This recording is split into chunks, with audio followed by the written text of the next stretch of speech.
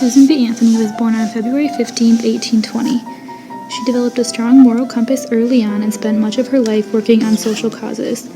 After her father's business failed in the late 1830s, Anthony returned home to help her family make ends meet.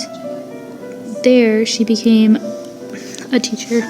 She moved to a farm in the Rochester, New York area in the mid-1840s. There, they became involved in the fight to end slavery. The Anthony's farm served as a meeting place for such famed abolitionists as Frederick Douglass. Around this time, Anthony became the head of the girls' department at Canajoharie Academy, a post she held for 2 years. In 1851, Anthony attended a slavery conference where she met Elizabeth Cady Stanton.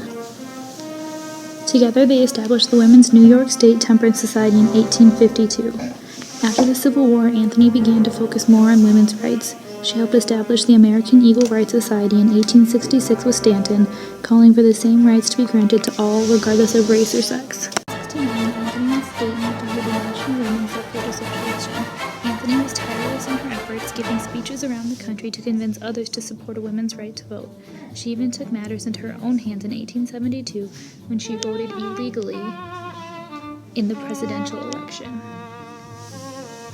In her later years, Anthony never gave up on her fight for women's suffrage. In 1905, she met with President Theodore Roosevelt in Washington, D.C. to lobby for an amendment to give women the right to vote.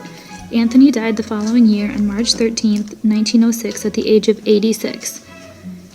Shortly before her death, Anthony told friend Anna Shaw, "To think I have had more than 60 years of hard struggle for a little liberty, and then to die without it seems so cruel."